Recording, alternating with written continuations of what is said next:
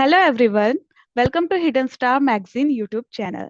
हम अपने चैनल में ऐसे लोगों से बात करते हैं जो अपनी फील्ड में कमाल कर रहे हैं। आज हमारे साथ है लक्ष्मी शुक्ला जी, जो 30 सालों से पब्लिशिंग और बाल साहित्य की दुनिया में है और 50 बुकों से ज्यादा वो लिख चुकी हैं और काफी बड़े बड़े पब्लिशर्स के साथ काम कर चुकी हैं। तो स्वागत करते हैं हम लक्ष्मी शुक्ला जी का। स्वागत है। कैसे हैं आप? मैं ठीक हूँ Anu. Thank you so much to calling me here. हम थैंक यू सो मच कि आपने अपना कीमती टाइम हमें दिया। तो स्टार्ट करते हैं हम आपके साथ अच्छी सी बातें। चलिए, आपका बचपन से हाँ बिल्कुल लिखने करिए। का शौक था मैम, या फिर ये डेवलपमेंट आपका बाद में हुआ? जैसे मतलब कहते हैं ना, एक बचपन से शौक था या फिर बड़े होते होते ये जो टैलेंट है वो डेवलप हुआ, कैसे हुआ? अनु जैसे बड़े लोग कहते हैं हमेशा कि लिखने का शौक हमेशा पढ़ने से आता है। जी जी। तो लिखने के लिए पढ़ना बहुत जरूरी है।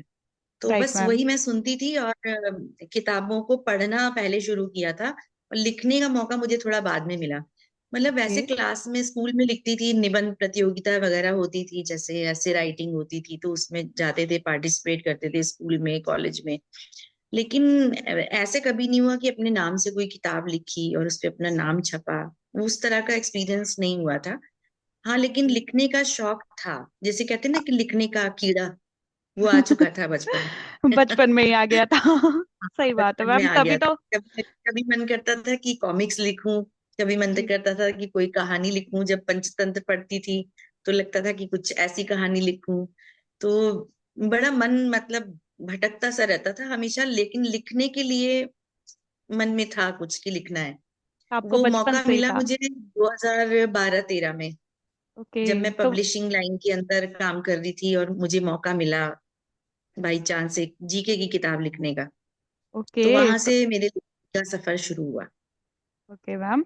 तो मतलब इस सन में आप किस एज के रहे होंगे मैम, जब आपको पहली किताब लिखने का आपका मौका मिला? अम, अनु मैं तुम्हें बताऊं कि मेरे जो फादर हैं वो गवर्नमेंट ऑफ इंडिया प्रेस में इंग्लिश एडिटर थे और वाओ। बहुत पढ़ते थे।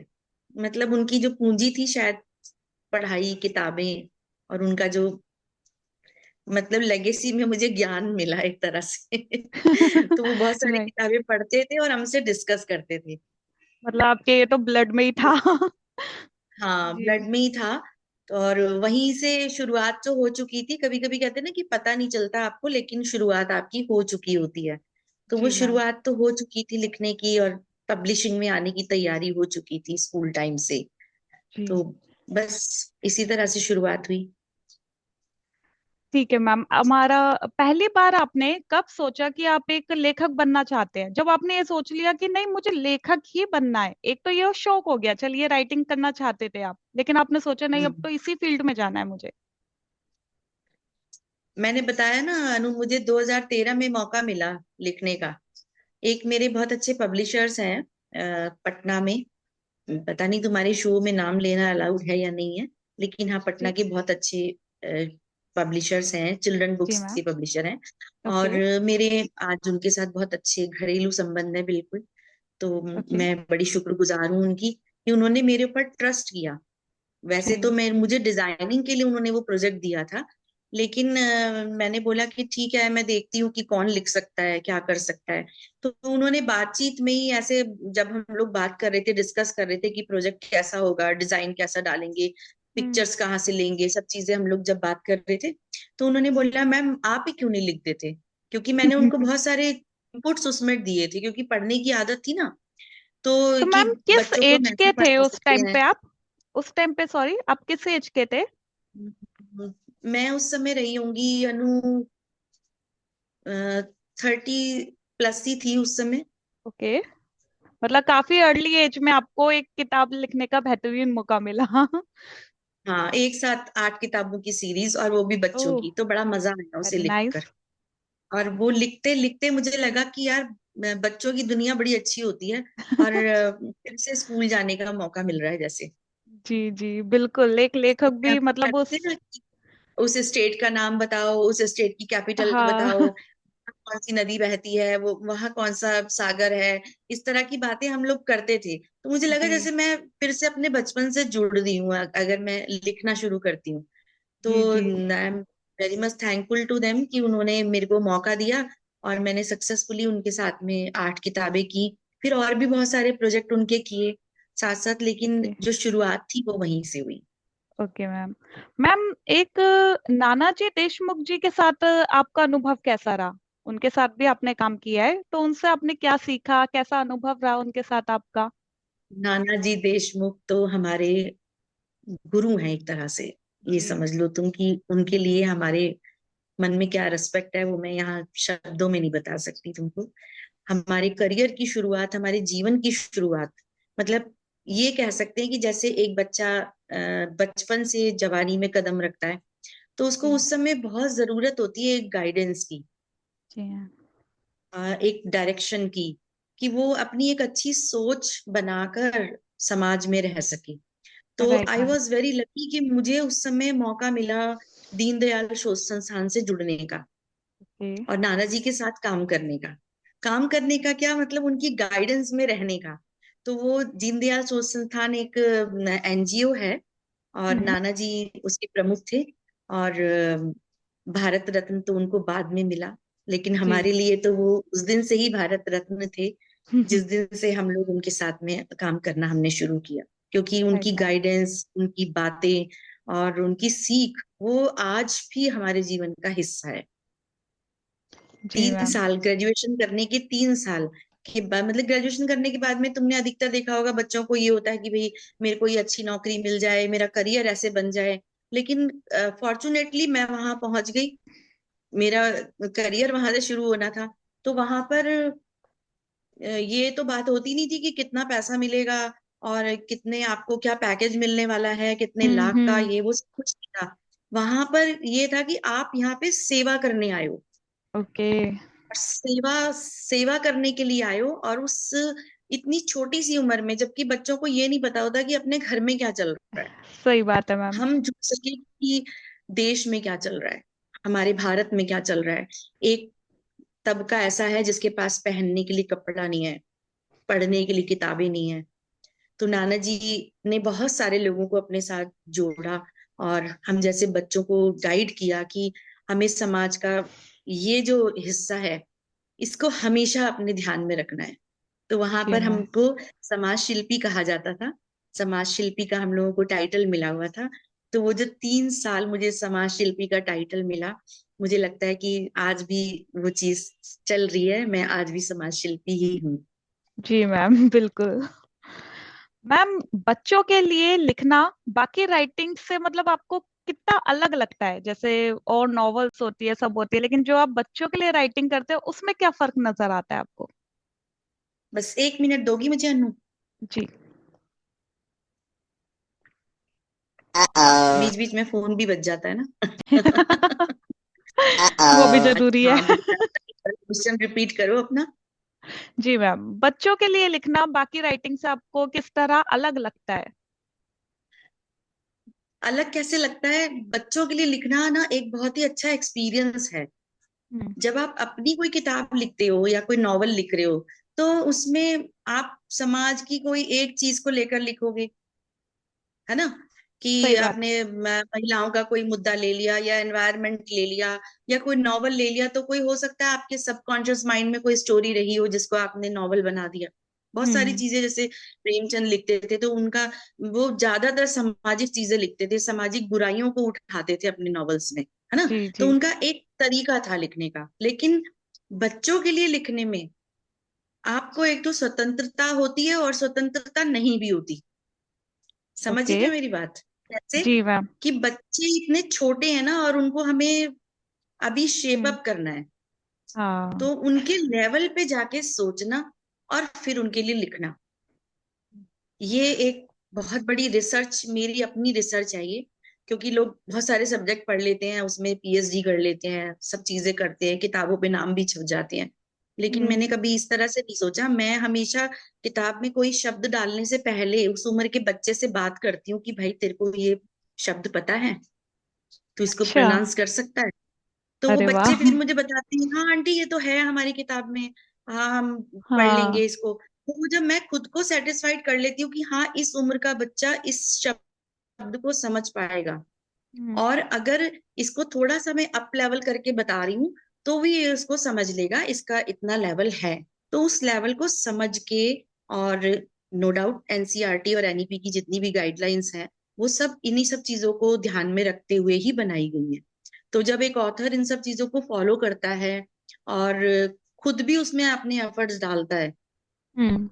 कि मैं बच्चों से एक बार बात कर लूं, एक बार उनसे मिलूं, उनके बीच में रहूं, या उनको पढ़ाने वाली टीचर्स को क्या क्या परेशानी आती है कभी कभी उनसे बात कर लूं, तो लिखने में आसानी भी होती है, और लिखने में मजा भी आता है, और एक अच्छा कंटेंट तैयार हो पाता है। जी।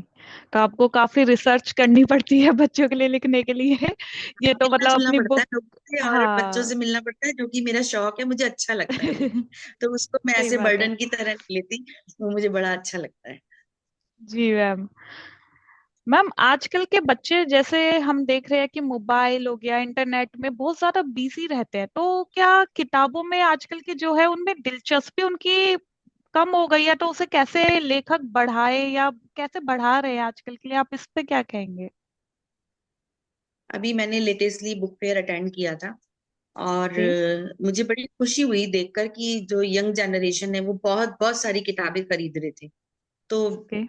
मैं तो बहुत सारा सामान नहीं उठा सकती थी, इसलिए मैं ऑनलाइन सब ऑर्डर करती रही उनसे नंबर्स लेकर।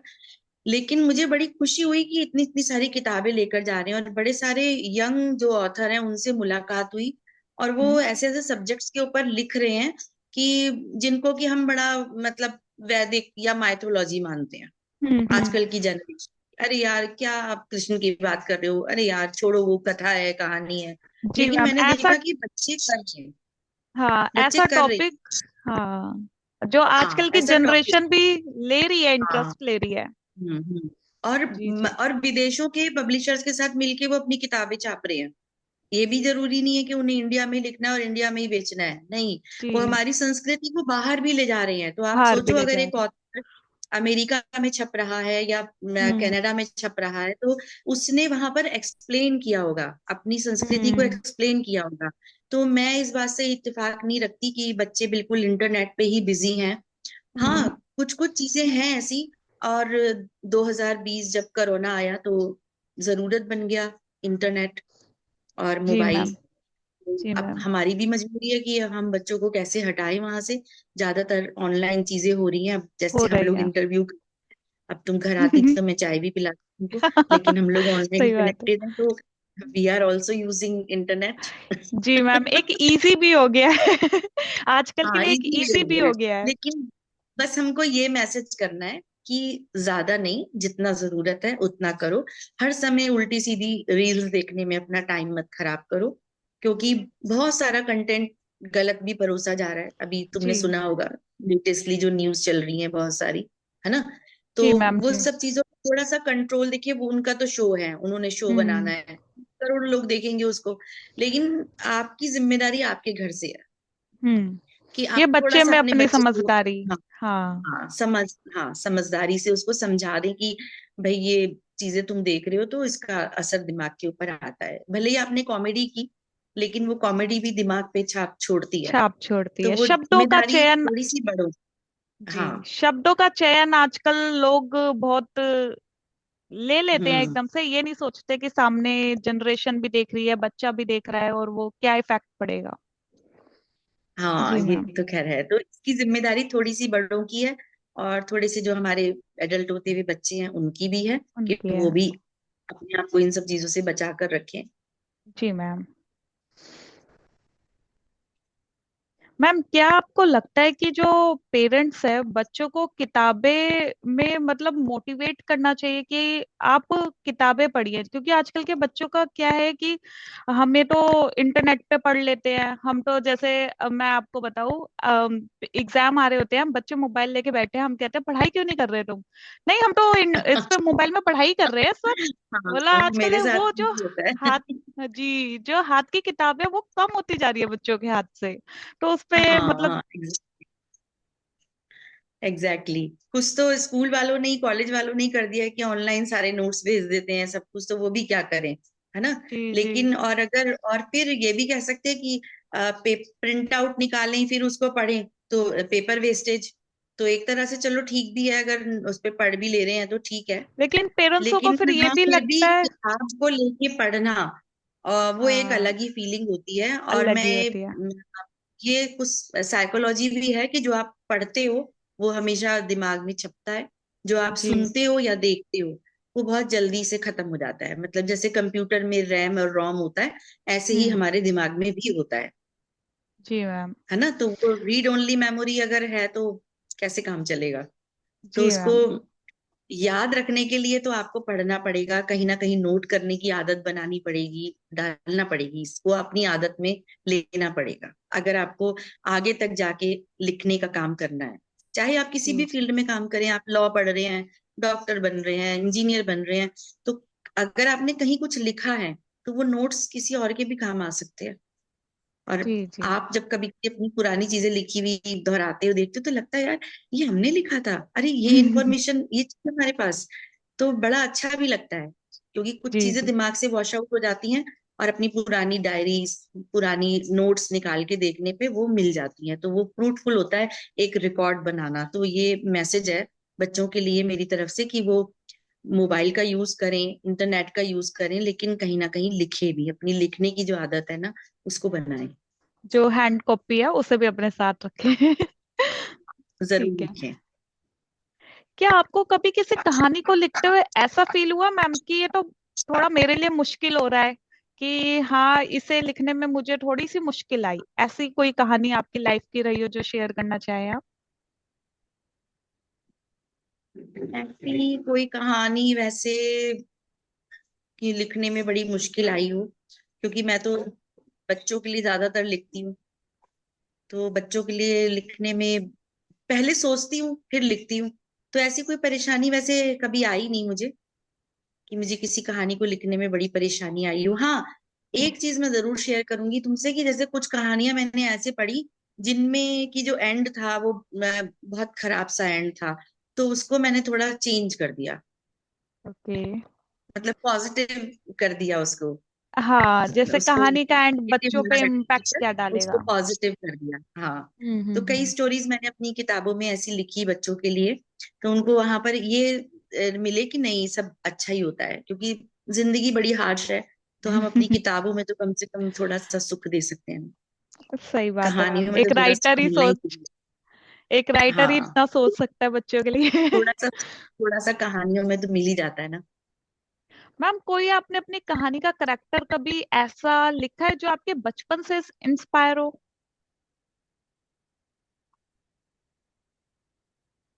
मेरे बचपन से इंस्पायर तो बहुत सारे लोग लिखे हैं मैंने, मतलब मैं बहुत सारे लोगों से इंस्पायर रही हूँ, ऐसा नहीं है कि कोई एक पर्सन ऐसा हो। जैसे अपने फादर से बड़ा इंस्पायर रहती थी, फिर हम लोगों के टाइम में पहली आईपीएस बनी थी किरण बेदी, उनसे मैं बड़ी जी इंस्पायर रहती थी। और बड़ा उनके लिए मतलब लिखने के लिए मेरे को वो लगता था, और मुझे लगता था जैसे मुझे कुछ बनना है, ये मुझे करना है ऐसा ये। जी। तो वो मेरी इंस्पिरेशन रही है। हाँ, अपने को इंस्पिरेशन मानकर मैंने कुछ कहानियां जैसे लिखी अपने छोटे बच्चों के लिए, या 7th और 8th स्टैंडर्ड में, ये कभी कभी जैसे घर में कुछ प्रॉब्लम्स आती हैं तो हम उनको कैसे टैकल करें, उस तरह की चीजें मैंने अपने कंटेंट में शेयर की हैं। ओके। मैम, जैसे आप भारतीय संस्कृति को अपनी राइटिंग में लोगों तक पहुंचाने की कोशिश कर रही हैं, तो क्या आपको लगता है कि ये आज की जनरेशन के लिए बहुत ज्यादा जरूरी हो गया है कि ऐसा ही कंटेंट जो है हमारी जनरेशन तक पहुंचाया जाए? हाँ, बहुत जरूरी है, बहुत जरूरी है, चाहे वो किसी भी धर्म से आई हुई मॉरल स्टोरीज हो, लेकिन बच्चों के पास में सही सीख जाना वो बहुत जरूरी है। मॉरल वैल्यूज हमारी कहीं ना कहीं इफेक्टेड हो रही हैं, जिनको कि हम अपनी कहानियों से या बच्चों से बात करके, या जब हम कभी नरेशन का कोई प्रोग्राम करते हैं उसमें बता सकते हैं। अब मैं तुम्हें एक छोटा सा किस्सा बताती हूँ जी कि मेरी ही एक फैमिली में एक बच्ची है, एक दिन मैंने फोन करा उनके घर पे, तो उसने फोन उठाया और मैंने बोला कि मम्मी कहाँ है। तो उसने बोला कि मम्मी तो ना आंटी वो किसी कांड वांड में गई हुई हैं, कोई सुंदर कांड समथिंग होता है। अच्छा अच्छा। तो मतलब मुझे उस समय ये क्वेश्चन मार्क लग गया कि इस बच्चे को सुंदरकांड नहीं पता। हम्म। जबकि हम लोग जब पढ़ रहे थे, कोई ये नहीं था कि हम हिंदू फैमिली में हमने जन्म लिया है तो हमको इसलिए पता है। हमारी क्लास में कहीं ना कहीं कोर्स में कुछ चौपाइयाँ होती थी, जी। कुछ इस तरह की चीजें होती थी जिससे हमें पता होता था कि ये यहाँ से लिया गया है। यहाँ से तो लिया हमें है। मालूम था कि ये कितना बड़ा ग्रंथ है। आपकी जो जीके की किताबें होती हैं उनमें भी पूछा जाता है कि भाई जो हमारे इंडियन ग्रंथ हैं उनमें किन किन का नाम है, तो हम रामचरितमानस बोलते हैं, और रामचरितमानस से लिया हुआ ये खंड है सुंदरकांड। हम्म। तो वो चीजें हमें मालूम थी, लेकिन अभी की जो एजुकेशन सिस्टम चल रहा है या फिर जो हमारा फैमिली सिस्टम चल रहा है उसमें हम कहीं ना ये चीजें बच्चों को कन्वे नहीं कर रहे हैं बहुत अच्छे से। उसको हमने कथा कीर्तन का रूप दे दिया है कि आज उनके जी। यहाँ सुंदरकांड है, उसके बाद बैठे वहां पर मैं सब कुछ अपना म्यूजिक सिस्टम हुआ, दो चार भजन आंटी जी ने सबने गा लिए, और फिर उसके बाद में प्रसाद बट गया, खाना पीना हो गया और हम लोग आ गए। लेकिन एक्चुअली वो क्या है, वो लिटरेचर क्या है, उससे क्या सीखना है, वो कोई ना एक्सप्लेन करता है ना कोई बताता है। और अब बच्चे हैं, छोटे बच्चे हैं, वो तो अब बड़े बड़े जो डॉक्टर्स कर रहे हैं आजकल, बहुत सारे पॉडकास्ट देखती हूँ मैं, बहुत सारे प्रोग्राम्स वीडियोस देखती हूँ कि वो बता रहे हैं और राम कथा को बहुत अच्छे से एक्सप्लेन कर रहे हैं। जैसे अपने कुमार विश्वास जी हैं, नो डाउट बहुत अच्छा कर रहे हैं वो, यूथ को उन्होंने कैसे जोड़ा है अपने सनातन से, या अपनी मॉरल वैल्यूज से कैसे जोड़ा है। मैं यहाँ सनातन वर्ड नहीं यूज करूंगी, कंट्रोवर्सी हो जाती है बहुत। तो मैं ये कहूंगी कि उन्होंने मॉरल वैल्यूज से, जो इंडिया की हमारी संस्कृति है उससे कैसे जोड़ा है यूथ को। तो सच में वो बहुत अच्छा काम कर रहे हैं, और हम तो एक बहुत मतलब बच्चों के लेवल पे लिखने वाले ऑथर है, तो हमारी भी कोई जिम्मेदारी बनती है कि हम इस तरह की चीजें बच्चों को दे कि उनमें जो हमारा एक कल्चरल डेवलपमेंट है वो हो। जी मैम बिल्कुल। है ना, जैसे उनको पता होना चाहिए कि हनुमान जी का जो कैरेक्टर है वो कितना, क्या कहूं मैं, बस मैं तो जब सुंदरकांड जी। पढ़ती हूँ तो मुझे लगता है सब कुछ मेरे सामने हो रहा है कि वो जी अब मैम। लंका की दीवार पे चढ़ गए हैं और देख रहे हैं कि भाई यहाँ कैसे क्या करना है मुझे, मतलब एनालाइजिंग चल रही है उनकी। तो वो मुझे लगता है कि पूरी एमबीए की टीचिंग है कि जब आप सही कहीं बात है जाते हैं मैम। ना किसी कंपनी, तो पहले रेकी करते हैं कि भाई कहाँ से सम काम मिलेगा, किससे बात करनी है, कौन ऑथोराइज्ड है कौन नहीं है। तो अगर आपको जीवन सीखना है तो अपनी किताबों से, अपनी सांस्कृतिक किताबों से, जो हमारी धरोहर है, हमारे जी। जो ग्रंथ है उनसे जुड़े, और वहां से बहुत कुछ मिलने वाला है, जी मैम बहुत कुछ बिल्कुल। मिलने। बिल्कुल। मैम, क्या कभी आपने किसी विदेशी कहानी से इंस्पायर होके हमारी भारतीय कहानी लिखी है? हाँ, विदेशी कहानियां मैंने बहुत सारी पढ़ी हैं, और मैं क्या लिखूंगी, बहुत सारे लोग पहले लिख चुके हैं। शेक्सपियर के ऊपर बड़ी सारी मूवीज बन गई हैं, बड़ी सारे नॉवेल्स लिखे जा चुके हैं हिंदी में। हम्म। तो मैं भी, हाँ, छोटी छोटी कुछ कहानियां पढ़ती हूँ। जैसे मैंने कभी बचपन में लियो टॉलस्टॉय की कुछ कहानियां पढ़ी, फिर उनको मैंने अपनी भाषा में बनाकर और वो बच्चों को पढ़ने के लिए दी, जी उनको राइट किया। तो मैम। बाहर के राइटर्स हैं वो भी बहुत अच्छे हैं, और बहुत सारा मॉरल वहां से मिलता है। हम्म। नए राइटर्स के लिए पब्लिशिंग इंडस्ट्री में आना कितना मुश्किल है? आना तो उतना मुश्किल नहीं है, टिके रहना बहुत मुश्किल है। सही बात है मैम। लेकिन मुझे ऐसा लगता है आना तो कि आपने देखो किताब लिखी और छप गई, लेकिन हाँ, अब उस किताब को कितने लोग पढ़ेंगे और उस किताब का क्या रिस्पॉन्स होगा, वो आपकी आगे की जर्नी तय करेगा। सही बात है मैम। मैम, आजकल के यूथ को मैंने देखा है कि बहुत किताबें अपनी पब्लिश करवा लेते हैं, कर लेते हैं, लेकिन वो हम्म। सक्सेस नहीं मिल पाती उनको। जो काफी राइटर्स है, उनका जो ड्रीम होता है वो वहीं का वहीं रह जाता है। मतलब अच्छे अच्छे राइटर्स भी नहीं कर पाते हैं। तो क्या मुश्किल रहता है उनके लिए, क्या उसका इसके कारण अंदर? ये, पहले जैसे जो पहले पब्लिशिंग का एक तरीका था पब्लिशिंग का, कि पहले कोई भी मैन्युस्क्रिप्ट आती थी तो उसको एक्विजिशन में दिया जाता था पहले, कि ये ओके। इसमें क्या है और ये बिकने वाली है या नहीं है, या इसमें ऐसा कुछ तो नहीं है जो बाहर जाके हंगामा मचा देगा। है ना। और अब जी जी क्या है कि बहुत सारे प्रेसेस हैं जो कह रहे हैं कि ठीक है हम छाप देंगे, हमें दे दो, है ना, हम बना देंगे, तो पूरी किताब आपको बन के मिल रही है। और उसको अमेजोन वगैरह के ऊपर बहुत अच्छा प्लेटफॉर्म्स हैं, किंडल है, उस पर डाल दिया, आप पढ़ रहे हैं, क्या पढ़ रहे हैं या क्या उस किताब में लिखा हुआ है। तो अभी भी अच्छे ऑथर्स के लिए अभी भी जगह है। लेकिन लिखने से पहले मैं यही कहूंगी कि लिखने से पहले फिर भी एक बार चेक कर लें कि हम क्या लिख रहे हैं। जी मैम, बिल्कुल। कोई भी किसी की भावनाएं आहत ना हो ऐसा लिखें, जी, है ना। मतलब राइटर को तो पता ही नहीं होता कि राइटर क्या। को ये पता होना चाहिए हम्म, कि वो कि क्या क्या। लिख रहा है, वो उसकी जिम्मेदारी है। जी जी मैम, कि मार्केट में क्या बिकेगा, और आजकल के पब्लिशिंग हाउस भी उन्हें गाइड करने की जगह सिर्फ पब्लिश करने में लगे हुए हैं। तो ये भी एक बिग हाँ, रीजन ही पब्लिश कर बन चुका देते है। हैं, पब्लिश कर देते हैं। जी मैम। मैम, अगर कोई नया लेखक अपनी किताब पब्लिश करवाना चाहे तो उसे सबसे पहले क्या करना चाहिए? अगर कोई नया लेखक अपनी किताब पब्लिश कराना चाहता है तो मेरी तो ये गाइडेंस है कि वो सबसे पहले अपना जो मैन्युस्क्रिप्ट है उसको कॉपीराइट कराए उसके ऊपर। ओके। क्योंकि ये बहुत आजकल होता है कि आपका कंटेंट कहीं ना कहीं यूज हो जाता है। जी तो आप सबसे पहले जो भी आपने लिखा है आप उस पे कॉपीराइट क्लेम करें, कॉपीराइट राइट उस पर लें, और फिर उसको जी आप मैम। आगे अपने नाम से छापें या किसी पब्लिशर को दें। तो ये एक सबसे पहला एक सिक्योरिटी पॉइंट है आने वाले सब ऑथर्स के लिए। वैसे तो जैसे जो हम पब्लिशर्स के लिए लिखते हैं उनके साथ तो एक कॉन्ट्रैक्ट होता है कि भाई वो कंटेंट हम उन्हीं को दे देंगे, या हमारे उनके साथ में जो रॉयल्टी का एक कॉन्ट्रैक्ट बनेगा तो उनके साथ वो सेफ रहता है। लेकिन अगर आप ऐसे ही छाप रहे हैं, अपने नाम से छाप रहे हैं, तो सबसे पहले आप कॉपीराइट लें अपने नॉवल पे या अपनी जो भी बुक आप बना रहे हैं, एक्स वाई जेड कोई भी है, पहले कॉपीराइट लें उसके ऊपर और फिर किसी के भी साथ में उसको पब्लिश कराने के लिए आगे बढ़े। ओके, तो तो फर्स्ट कॉपीराइट कंटेंट बहुत जरूरी पायरेसी है। कंटेंट हाँ हाँ। पायरेसी से आप बच। ये एक बहुत ओके बड़ा ओके। इशू है वैसे पब्लिशिंग का, जी मैम, और जो बहुत कि बहुत टाइम से से चल लोगों रहा को है कि पता नहीं अब जो होता। किताब आपको बुक शेल्फ में बहुत महंगी मिलेगी किसी अच्छे से शोरूम में, वही आपको बाहर पायरेटेड कॉपी जो है वो 100 रुपए में और 200 रुपए में मिल जाएगी। तो हम्म। इसको नहीं हम रोक पा रहे ना।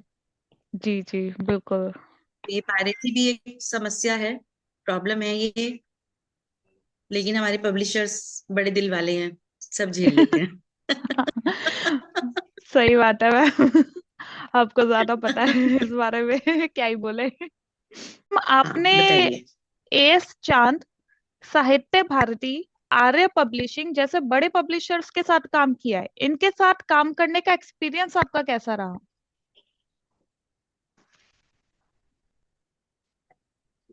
मेरा एक्सपीरियंस इनके साथ में बहुत अच्छा रहा, इसीलिए मैंने अपनी प्रोफाइल में जगह दी है ना।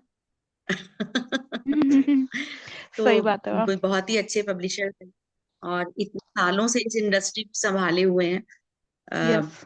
चाहे आर्या हो चाहे एस चांद हो, मतलब ओके। मैं ये कहूंगी कि पब्लिशिंग के मक्का मदीना है ये। इतने जी सालों जी से इस इंडस्ट्री को पूरा बल दिए हुए हैं। और जी। हमारे जैसों को जो राइटर जिन्होंने लिखने की कोशिश की उनको भी उन्होंने चांस दिया, आगे बढ़ाया, तो I am thankful to all of them. Okay तो बहुत अच्छा एक्सपीरियंस मेरा रहा। ओके। मैम, जल्दी से अब एक फन गेम खेल लेते हैं हम थोड़ा सा। एक रैपिड फायर गेम खेलेंगे जिसमें मैं आपसे कुछ क्वेश्चन पूछूंगी और आपको फटाफट उसके आंसर देने होंगे वन वर्ड में। Okay ma'am. रेडी है आप? मैम, पहला, आपकी फेवरेट बुक? हाँ रेडी हूँ। कैमरा खराब हो। कृष्ण की आत्मकथा मेरे बड़े दिल के करीब है, मनु शर्मा जी की लिखी हुई है।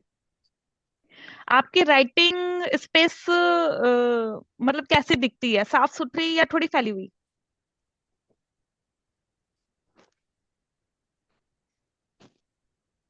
थोड़ी फैली थोड़ी साफ सुथरी, क्योंकि मुझे ही फैलानी होती है और मुझे ही साफ करनी होती है। चाय या कॉफी?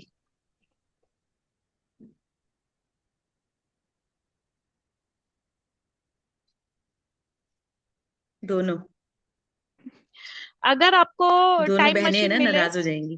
सही बात है मैम, दोनों को ही खुश रखना है। अगर आपको आई टाइम लव मशीन मिल इक्वली। जाए तो आप किस डोर में जाना चाहेंगी?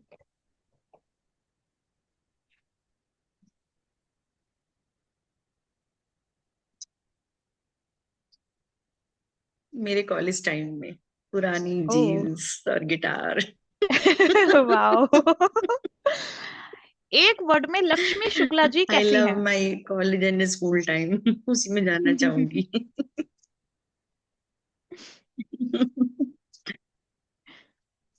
सेंसिटिव।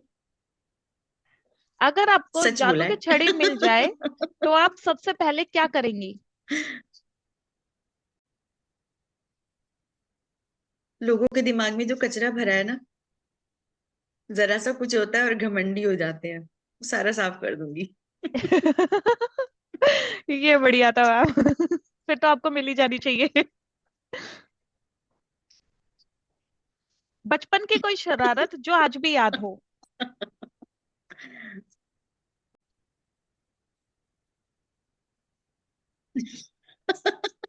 अभी भी हंसी आ रही है सोचकर। टीचर के बालों में बबल गम चिपकाया था, हो। च्युइंगम। सीरियसली, राइटर भी ऐसे काम करते हैं?